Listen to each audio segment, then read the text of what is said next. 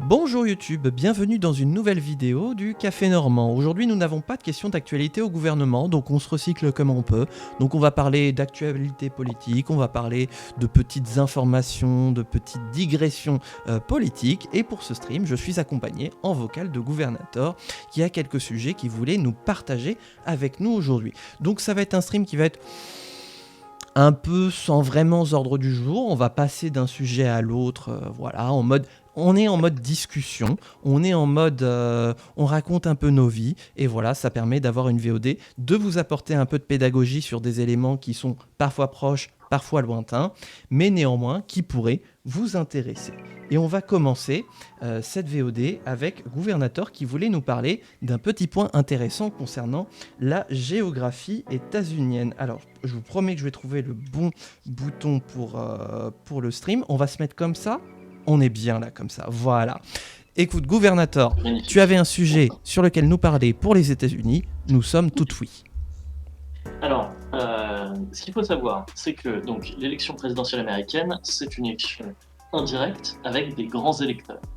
On peut les compter comme des points, c'est-à-dire que chaque État des États-Unis a un certain nombre de points, et à la fin, on fait la somme des points, et quand quelqu'un a la majorité, il devient président. Les points sont attribués par un nombre proportionnel à la population de l'État, plus 2. Ce qui fait que ça favorise les petits États. Par exemple, sur cette carte, vous pouvez voir que le Wyoming, vous savez tous où se trouve le Wyoming évidemment, a 3 grands électeurs. Pareil pour si ma mémoire est bonne, le Dakota du Nord et le Dakota du Sud. Ouais, c'est exactement ce que je montrais à la cam, les 2 Dakota, le Wyoming ici, voilà, qui ont tous les 3 électeurs. C'est ça, et c'est aussi le cas du Delaware et du Maine qui sont à l'est. Et de Washington DC, mais c'est un cas à part. Peu importe. Donc, voilà, il y a un nombre de grands électeurs attribués à chaque État en fonction notamment de la population, même si c'est pas strictement proportionnel. Et il y a un rêve, en fait, enfin, comment dire, il y a certains États qui sont solidement démocrates ou solidement républicains. Par exemple, la Californie et Hawaï, c'est solidement démocrate.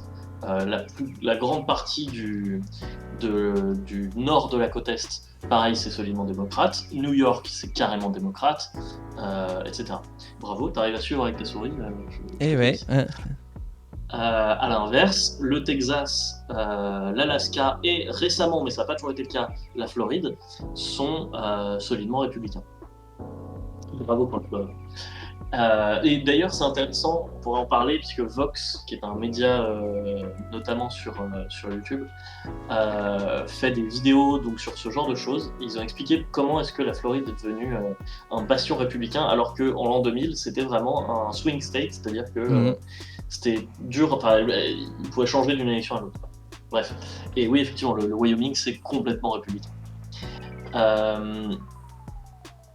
Oui, et du coup, quand tu prends la taille de certains États, c'est clair qu'ils vont avoir beaucoup plus d'influence dans l'élection, par exemple. Mais vraiment, littéralement, la Floride apporte 10 fois plus de grands électeurs que le Wyoming. Et le plus gros État des États-Unis, c'est-à-dire la Californie, c'est 54, enfin c'est hallucinant, quoi. Et du coup, un long rêve des démocrates, c'est que au Texas, les républicains font du gerrymandering pour garder le plus de sièges de représentants fédéraux issus du Texas qui soient républicains et pour garder le contrôle de leur parlement d'État. Alors, gerrymandering, je donne la définition pour celles et ceux qui ne sauraient pas tout à fait en quoi ça consiste. C'est l'art de modifier les cartes électorales pour favoriser les résultats dans le sens qui vous arrange. C'est-à-dire de regrouper certaines circonscriptions ensemble et en détacher certaines pour en créer de nouvelles ou en rassembler d'autres, histoire de favoriser un camp au-delà d'un autre. Et donc, ça redécoupe les cartes territoriales à tout va pour favoriser les républicains et affaiblir les démocrates au Texas. C'est ça.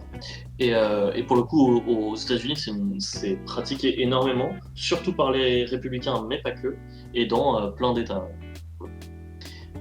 Et donc ça fonctionne au Texas pour les républicains, sauf quand il y a une élection qui est globale à tout le Texas. Par exemple, pour la présidentielle, le poids l'importance d'un électeur au Texas, peu importe où est-ce qu'il habite dans le Texas, ça a le même poids, puisque c'est vraiment une élection globale à tout le Texas.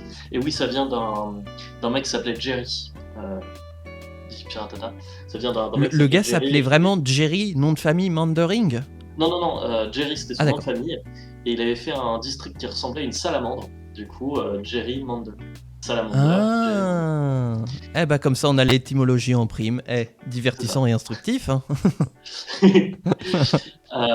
Mais du coup, le Texas n'est quand même pas dépourvu de grandes villes, et les grandes villes, ça vote démocrate. Et c'est pour ça que la capitale, Austin et Houston aussi d'ailleurs, qui est une très grande ville au Texas, votent solidement démocrate. Ils sont dilués, mais ils votent démocrate. Et du coup, un grand rêve, en fait, en 2020, je crois, pour l'élection de 2020, les sondages donnaient Biden dans la marge d'erreur, en fait, au Texas. C'est-à-dire qu'il y avait une probabilité, d'après les sondages de l'époque, évidemment, que Biden gagne, que les démocrates, en fait, gagnent le Texas, ce qui était hallucinant. Parce que, on a les chiffres sous les yeux, là, si les démocrates ont la Californie avec 54, plus le Texas avec 40, ils ont 94 grands électeurs confirmés sur 535, c'est gigantesque en fait. Et mathématiquement ça reste possible, mais c'est complètement improbable, voire même impossible pour les républicains de gagner si les démocrates remportent le Texas. Enfin, si le Texas devient démocrate. Et voilà, c'est un rêve. Alors ça s'est pas réalisé dans l'élection de 2020 ni plus tard, mais là il y a une situation un peu particulière. Les deux sénateurs fédéraux du Texas sont Ted Cruz, qui est une ordure, et John Cornyn, qui est un républicain. John Cornyn n'a pas soutenu l'invasion du Capitole en 2020, ni le fait de changer les résultats de l'élection de 2020 en faveur de Trump, quoi. Et ça, pour le coup, il y a des électeurs qui l'ont pas oublié. En même temps, il y a Ken Paxton, qui est le ministre de la Justice du Texas, qui veut devenir sénateur. Il a des affaires au cul et c'est vraiment une ordure. Alors, quand tu dis ministre de la Justice du Texas, c'est de l'État du Texas ou de l'État fédéral ? Non, de l'État du Texas. D'accord, donc il y a à l'instar des autres régimes fédéraux, donc des gouvernements locaux avec des gouvernements spécifiques. Voilà, donc il y a aux États-Unis, il y a 51 ministres de la Justice. C'est ça. Et pour alors attends, je sais plus. Oui, c'est ça, le ministre de la Justice, donc Attorney General, ce qui veut dire mot à mot, traduit mot à mot, ce qui veut dire avocat général, ce qui est complètement débile comme nom pour un ministre de la Justice. En même temps, en France, on a garde des Sceaux. C'est pas forcément plus malin, mais voilà. Oui, c'est ça, Ted Cruz, qui est le tueur du Zodiac, ça on le sait, bien sûr. Ça, non, c'est une vieille rumeur à la con. Le tueur du Zodiac, c'est un tueur en série qui n'a jamais été retrouvé, qui laissait des énigmes. Et il y a une rumeur à la con, mais personne n'y croit vraiment, que Ted Cruz est le tueur du Zodiac. Donc, voilà. Ah, d'accord. C'est plus un même que l'autre. Et du coup, mais je voulais parler de John Cornyn. Donc, il y a des gens des pro-Trump, des MAGA, etc., qui n'ont pas oublié que John Cornyn n'avait pas soutenu ce truc-là. Le fait de trafiquer les élections pour Trump. Après les résultats, enfin bref, tu vois que je parle, quoi, Stop the Count, etc. Et du coup, sa cote de popularité a un peu baissé au Texas. Et Ken Paxton essaye de lui voler le truc. Ce qu'il faut savoir, c'est que Trump ne soutient officiellement aucun des deux. Là, il y a eu le premier tour de la primaire républicaine ce week-end, et de la primaire démocrate aussi d'ailleurs.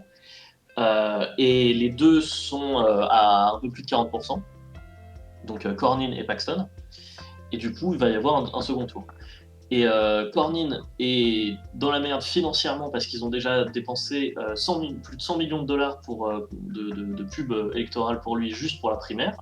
Oh la vache! Ah non, mais bon, ça c'est... Là, il aurait pu sub à la chaîne, ça aurait été de l'argent mieux dépensé. N'hésitez pas à sub, bien sûr, voilà, ce sera de l'argent très bien dépensé. Ensuite, il y a, voilà, donc il reste le second tour, et ensuite il y a l'élection principale. Donc il est dans la merde d'un point de vue financier, ce qui ne veut pas dire qu'il va pas s'en sortir. Et Paxton l'attaque là-dessus. Et en fait, ce qui est intéressant, c'est que Paxton a plein d'affaires au cul. Donc déjà, c'est un horrible être humain sur le plan politique de nos standards européens. Je veux dire, il a mis des barbelés dans le Rio Grande pour empêcher les migrants de traverser. Enfin, voilà, c'est vraiment Quelqu'un énorme. de charmant, assurément. Ouais, non, mais voilà. Mais en plus, du point de vue d'électeurs apolitiques, on va dire, qui n'auraient aucune sensibilité morale, il a des scandales au cul, du genre il a trompé sa femme, il a utilisé ses pouvoirs de ministre de la Justice pour essayer de camoufler le truc, je sais pas quoi, enfin, des trucs qui poursuivent un peu. Ok. Et du coup, il y a eu une primaire démocrate en même temps entre Jasmine Crockett et James Talarico. Et j'avoue que je les connais pas des masses, mais Jasmine Crockett est plutôt pas mal progressiste de ce que j'ai compris, et James Talarico est un peu plus centriste à l'échelle des démocrates. Ce qui fait qu'il est capable, en tout cas, d'attirer des électeurs plus centristes, ou qui seraient plus un peu swing. Voilà. Et du coup, et James Talarico a gagné la primaire démocrate ce week-end, sans second tour pour le coup. Il a eu la majorité absolue. Et en fait, les étoiles s'alignent un petit peu pour les démocrates, puisqu'ils se disent, si Paxton gagne la primaire républicaine, ce qui va lui aliéner le vote des centristes à cause de ces scandales, et que Talarico, que les centristes aiment, gagne, alors on peut avoir une élection globale au Texas, en l'occurrence d'un sénateur, c'est pas la présidentielle, mais n'empêche, qui soit gagnée par des démocrates. Et ça, c'est une dinguerie.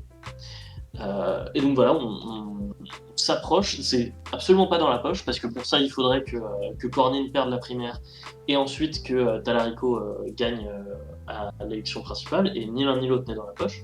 Mais cette perspective se rapproche, et ça serait donc une dinguerie.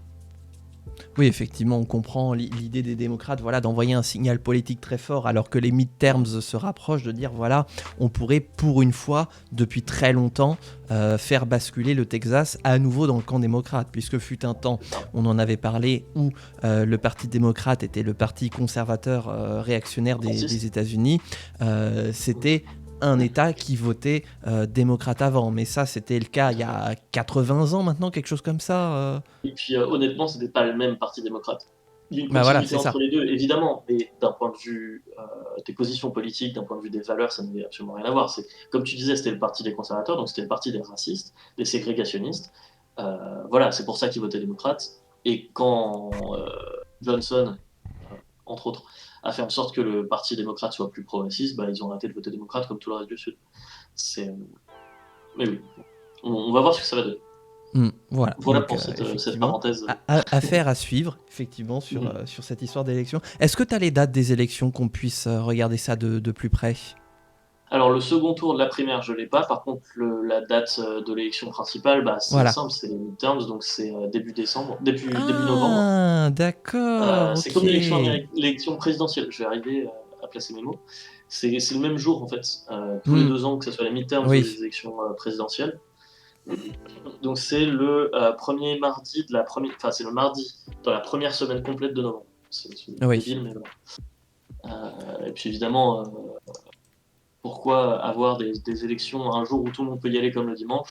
Vaut mieux l'avoir le mardi. Bon, c'était complètement con.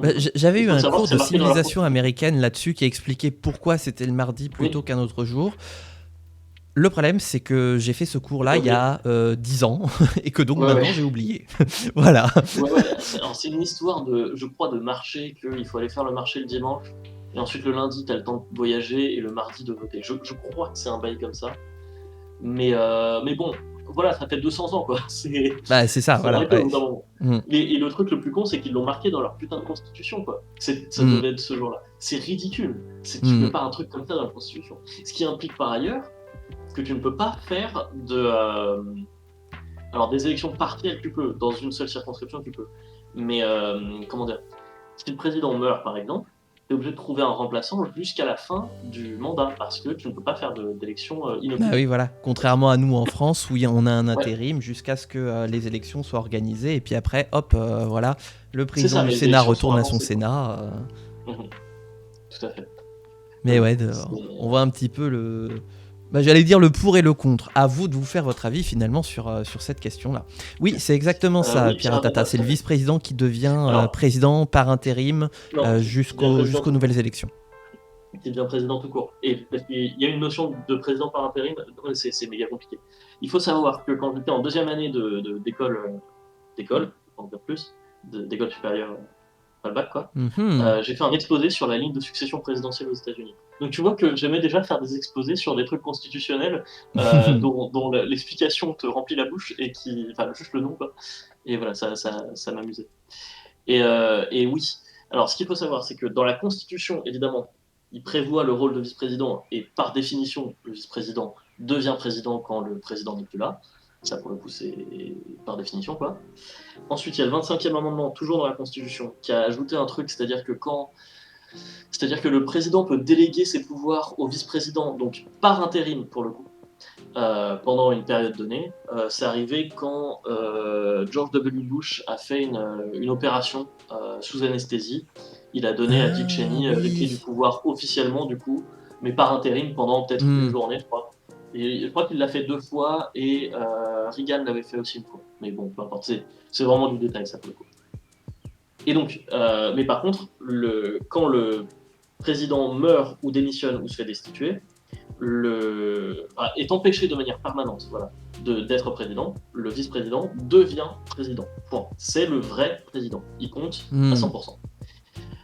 Par contre, dans le cas que j'ai dit de remplacement temporaire, et dans le cas où il n'y a pas de vice-président, donc on prend le secours, quoi, et je vais détailler ce que c'est que le secours, là par contre, c'est des présidents par intérim. Et ils ont... je crois qu'ils ont certaines responsabilités en moins, enfin c'est moins clair. En gros, un président par intérim, en tout cas, il n'est pas garanti de tenir jusqu'à la fin du mandat. Il y a des circonstances qui peuvent lui reprendre le poste. Alors que quelqu'un qui devient président, il est président jusqu'à la fin du mandat, sauf s'il se fait destituer, s'il meurt, s'il démissionne. Et du coup, qui sont les présidentielles de secours? Alors ça, pour le coup, c'est la loi qui le dit. Donc c'est dans l'ordre le speaker de la Chambre des représentants, et ensuite le président pro tempore du Sénat. Alors, qu'est-ce que c'est qu'un président pro tempore? D'après la Constitution toujours, le vice-président des États-Unis est de droit, ex officio, on dit, président du Sénat. Il ne vote pas en tant que sénateur, mais il peut départager les égalités, comme je crois qu'on l'avait mentionné dans le cas dans la vidéo sur le filibuster. Le fait qu'il peut départager des égalités, enfin peu importe. Mais là, on parle d'un scénario où justement il n'y aurait plus de vice-président, puisqu'on est en train de chercher le remplaçant du remplaçant. Du coup, et comme le vice-président il n'a pas que ça à foutre de sa journée de présider le Sénat désigne un sénateur comme président pro tempore. C'est-à-dire, ça veut quasiment dire la même chose que par intérim. Mais en gros, on prend le sénateur le plus vieux, enfin qui est là depuis le plus longtemps au Sénat, parmi les sénateurs de la majorité. Okay. Et donc ce gars-là, qui est probablement le plus vieux, ou le deuxième plus vieux, ou le troisième plus vieux du Sénat, se retrouve 4e sur la ligne de succession présidentielle. Il n'y a pas un problème quelque part, peut-être. Oui, bah tu sais, nous on a potentiellement Gérard Larcher président par intérim, donc tu sais... Je trouve ça moins débile, parce que Gérard Larcher, il n'y a pas une pratique qui fait que c'est le deuxième plus vieux du Sénat français, tu vois. Oui, non, voilà, c'est sûr. Il n'y a pas la seniorité, oui. Voilà. Mais bon. Donc, après le président pro tempore, c'est la liste des ministres, sauf ceux qui... Enfin, il faut qu'ils aient été confirmés par le Sénat, il ne faut pas qu'ils soient ministres par intérim. Et il faut qu'ils soient éligibles au poste de président. C'est-à-dire que s'ils ne sont pas nés américains, nés avec la nationalité américaine, ils ne peuvent pas. Mais sinon, voilà, sinon ça compte. Et c'est dans l'ordre, alors c'est dans un ordre prévu par la loi, mais de fait c'est l'ordre de création des ministères. Ce qui fait que le dernier ministère, le tout dernier dans la liste de succession présidentielle des États-Unis, c'est le ministère de Homeland Security, de la sécurité nationale. Et donc, à ton avis, s'il y a un accident qui fait que le président, le vice-président, le speaker de la Chambre et le président pro tempore du Sénat sont inaccessibles, est-ce que tu as vraiment envie de donner le poste au ministre de l'Agriculture plutôt qu'au ministre de la Sécurité nationale? Est-ce que tu penses vraiment que c'est une bonne idée de faire ce choix de priorité, quoi? Non, mais effectivement, c'est très drôle. C'est très drôle. Voilà, c'est un peu n'importe quoi. Non mais Mais bon. on imagine le cas en France, on transpose en France, on irait confier la présidence de la République à Annie Genevard plutôt qu'à Laurent Nunez. J'avoue. Au secours. Et, Alors dans tous ouais, les cas, ouais, au secours, mais quand même au oui, secours. mais quand même, oui, oui, je ne pas. Mais, et donc, si on parle de précédents historiques, roulement de tambour, donc sondage, pour toi, Cécile, combien de vice-présidents, enfin, voilà, combien de fois y a-t-il le besoin de remplacer le président avant la fin de son mandat? 2 ou 3, je crois. 2 ou 3, c'est votre Kim Bafouille. Oui. La réponse était 9. 9? 4 morts Ah bah naturelles. Hydraulique t'as dit le double, 18, donc pouf. Oui, non, 18, faut pas exagérer non plus. Euh, donc, 4 présidents sont morts en fonction de mort naturelle.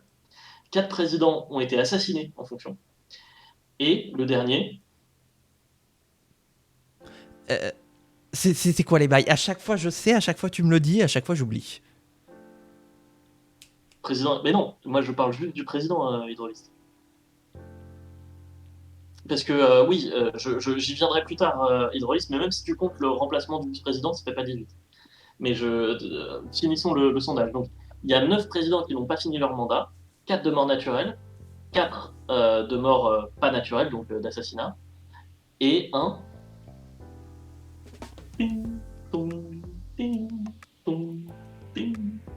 Bah je sais plus. À chaque fois tu me le dis, à chaque fois j'oublie. C'est terrible. Nixon, démission. Ah mais oui, démission, c'est vrai. Le Voilà. Et Watergate. pas par impeachment, puisqu'il n'a pas eu le temps d'être destitué, il a démissionné avant. Oui. Donc voilà, les 9 présidents qui n'ont pas fini leur mandat, qui ont été remplacés par leur vice-président. Et en fait, donc, il se passe ça. Le président meurt, mettons, il est remplacé par le vice-président. Donc il n'y a plus de vice-président, on est bien d'accord. Mhm. Depuis le 25e amendement, qui est vers le midi vers le milieu du XXe siècle, qui est adapté au milieu du XXe siècle, alors il y a plusieurs trucs. Il y a le truc que j'ai raconté du remplacement temporaire du président quand il va faire une opération sous anesthésie, enfin voilà, ce machin-là, c'est dans le 25e amendement. Mais il y a aussi une procédure pour désigner un nouveau vice-président quand il n'y a plus de vice-président. Mhm. Okay, et c'est un peu comme pour nommer un ministre, c'est-à-dire que le président propose un nom, sauf que cette fois, c'est pas que le Sénat qui confirme, c'est les deux chambres. Donc voilà, sinon la procédure est la même. Mais il désigne quelqu'un pour être vice-président. Mais ça peut être n'importe qui, c'est pas quelqu'un qui a un mandat politique. Ouais, c'est ça, c'est n'importe qui. Mais en Ok. même temps, alors déjà pour candidater au poste de vice-président à l'élection générale, il n'y a pas de qualification particulière. Mhm. Et puis là, de toute façon, il se fait nommer par le président et confirmé par les deux chambres. Donc voilà. Mhm. On peut imaginer qu'ils vont y réfléchir 2 secondes. Oui, bien sûr, oui, ils vont pas nommer un pecno voilà, sorti de nulle part, quoique ça pourrait être marrant, mais il n'y a pas de il faut avoir fait tel poste et tel poste et tel Oui, non, pas du poste, tout. sinon t'es pas éligible, ok. Pas du tout. Et il me semble que c'est la seule fois que c'est arrivé. C'est justement quand. Bah non, c'est arrivé 2 fois. Donc, Nixon est au pouvoir, le 25e amendement a été adopté. Et son vice-président, c'est Spyro Agnew. C'est débile comme nom, mais c'est comme ça. Ils se font réélire tous les deux ensemble. Spyro Agnew est sous le coup d'accusations de corruption, du coup, il finit par démissionner. Donc, ils utilisent le 25e amendement pour nommer un vice-président de secours. Ils choisissent Gerald Ford, qui est, je crois, un représentant, un député, quoi. Mais voilà. Donc, il se fait confirmer par le Congrès, il devient vice-président. Là, Nixon démissionne à cause du Watergate. Gerald Ford devient président. Et donc, on arrive Ah oui, je me à la souviens de ça, situation voilà. où c'est la seule personne qui a été président des États-Unis sans avoir été élu ni président ni vice-président. Du Et moins à ce avoir moment-là, concouru voilà, à l'élection présidentielle en tant que président ou vice-président. Il a été nommé et validé par le Congrès des États-Unis. Et ensuite, j'imagine que Gerald Ford s'est choisi lui-même un autre vice-président, mais peu importe. Et du coup, c'est le seul moment où, à ma connaissance en tout cas, où le 25e amendement a été utilisé pour nommer un nouveau vice-président. Et non, c'est pas une élection. Parce qu'une élection, tu as le choix entre plusieurs candidats. Là, tu n'as pas le choix entre plusieurs candidats. C'est le président qui choisit quelqu'un. Si t'es pas d'accord, tu votes contre, mais Oui, tu parce peux que pas convaincre quelqu'un d'autre. moi, ça m'arrache un peu la gueule de dire que comment il s'appelle, Richard Ferrand a été élu à la tête du Conseil Oui, non, non, non, constitutionnel. Ça il n'a pas m'arrache un été peu la élu. gueule de dire ça, hein. C'est juste faux. Enfin, c'est... Mm, Déjà, parce qu'il a eu une majorité contre lui, une majorité absolue contre lui, même si c'était pas la majorité qualifiée suffisante, mm, premièrement. Deuxièmement, non. Enfin, c'est...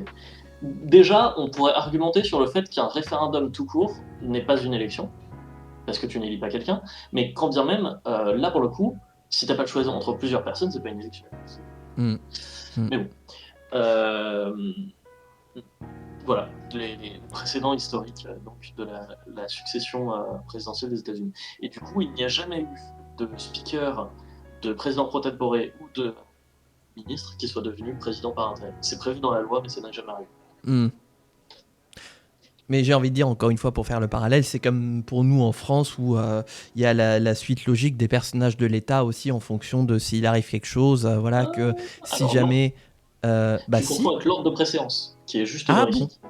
Ah Mais merde. l'ordre de succession présidentielle en France, c'est donc le Mm. président du Sénat, et Oui. ensuite le gouvernement de manière collégiale.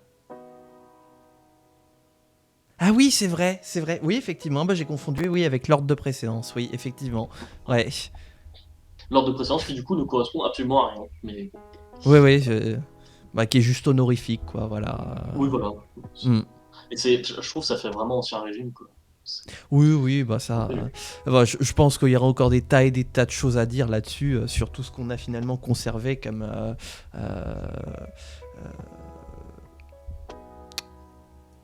souvenir, je vais dire comme ça, pour être non plus trop vulgaire, de l'ancien régime, malgré le fait qu'on se considère aujourd'hui comme une république. Hein, voilà. Mais voilà. Est-ce que tu as encore des choses à rajouter sur le Texas, du coup? Alors sur le Texas, non, après sur les États-Unis, moi je peux enchaîner à l'infini, mais voilà. Bah, On peut c'est passer la comme même tu veux, avis, parce ça que t'intéresse. je me dis du coup, et pour prévenir pour YouTube, parce qu'on a un autre sujet qu'on va aborder, j'en dis rien pour l'instant pour cultiver le mystère, et je me dis, histoire d'être un petit peu sadique, je ferais bien en fait deux VOD. Une VOD sur la situation américaine, tu vois, pour avoir des sujets bien Ah oui, bien précis, sûr. identifiables, Mm, voilà. mm, mm. Puis un autre sujet sur ce dont on va te parler tout à l'heure, et que seule l'audience de Twitch est au courant. YouTube là est en train d'exploser, d'imaginer quel pourrait être le sujet, donc c'est pour ça que je te pose la question. Est-ce que tu as encore des choses à dire ou bien on peut considérer que le sujet a été abordé par rapport à tout ça? Non, non, on peut considérer que la discussion est close. Ok, très bien. Eh bien, dans ce cas-là, nous allons passer au vote. Ah non, pardon, on n'est pas à l'Assemblée nationale, on est sur ma chaîne. Très bien. Et bien, dans ce cas-là, on va pouvoir mettre fin à cette VOD. Donc, YouTube, grâce à cette VOD, vous avez appris qu'une élection majeure se prépare dans le cadre des midterms aux États-Unis du côté du Texas. Il pourrait y avoir un retournement inédit, majeur et qui pourrait créer un séisme politique. Vous le saurez quand vous verrez les résultats des midterms aux alentours du mois de novembre, parce que voilà, les élections ont lieu un jour, mais le dépouillement y prend son temps. Voilà, mais au moins comme ça vous saurez que si jamais ce séisme se produit, eh bien vous direz que vous l'avez appris grâce à la chaîne de Saslil, grâce à l'intervention de Gouvernateur, et pour cela mérite bien un pouce bleu sur cette vidéo, un commentaire pour dire ce que vous en avez pensé, et à vous abonner si vous ne voulez pas rater la suite de cette pédagogie politique et découvrir plus de choses. Voilà, portez-vous bien, amusez-vous bien, et ciao tout le monde.